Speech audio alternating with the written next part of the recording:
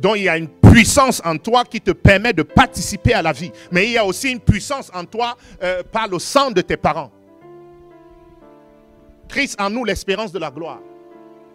Donc il y a une puissance en toi. Par la puissance qui agit en toi, tu es capable de demander, il peut te donner au-delà de ce que tu demandes et penses. Donc il y a les pensées qui viennent de la puissance qui est en toi. Il y a des pensées qui viennent du sang qui coule dans tes veines. Et les pensées viennent de l'âme, du cœur.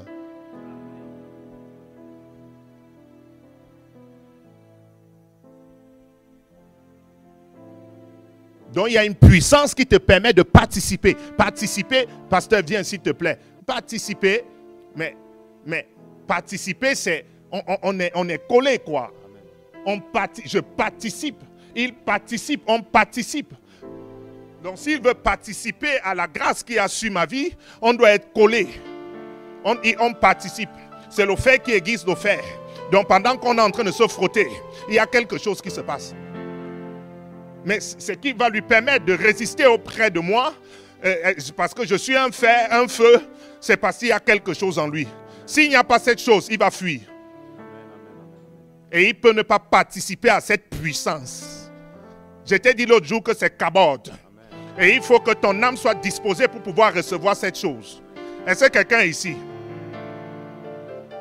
Il a dit à Josué, Josué, médite la parole jour et nuit. Tu es allongé, tu es fatigué, tu es né de nouveau. Mais tu n'arrives pas à manifester la vie de Dieu. Voici comment tu dois donc manifester la vie de Dieu. Comme Moïse n'est plus là, tu dors. Non, voici le secret.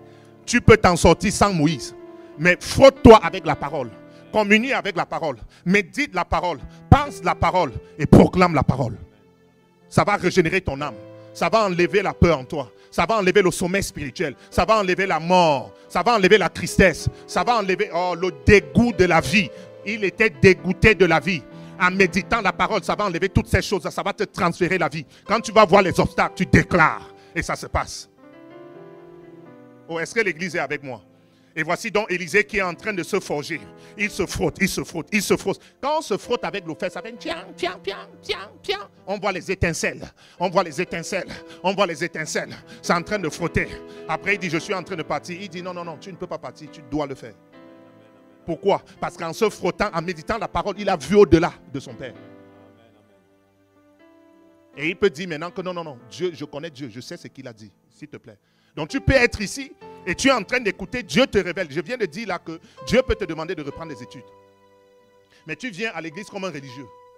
Tu as déjà toi-même formé ta vie et tu as dit non, moi, je viens juste. Est-ce que vous savez que nous sommes dans une banque ici? Est-ce que tu sais que l'église c'est une banque? C'est un lieu où il y a les trésors de Dieu. Est-ce que tu sais ça?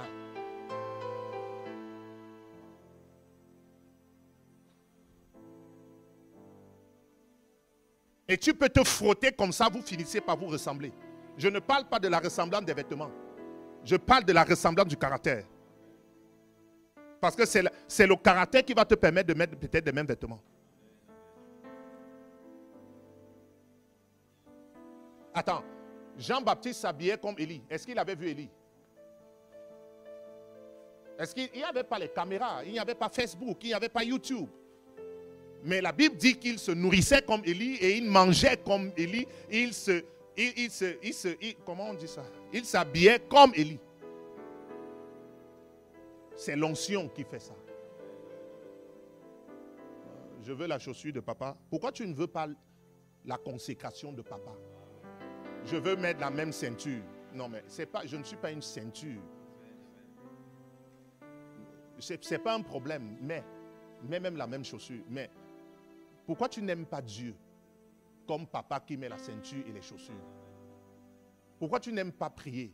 Pourquoi tu n'aimes pas veiller? Mais voici ce que tu dois imiter. Avant d'imiter ce qui est visible. Parce que l'homme regarde à ce qui frappe. Donc l'homme ne regarde pas au cœur. Parce que c'est le cœur qui te fait prier. C'est le cœur qui te fait aimer. C'est le cœur qui te fait désirer. C'est le cœur qui te fait aller évangéliser. C'est le cœur, c'est le cœur. Mais voici ce que tu dois regarder avant de regarder ce qui est visible.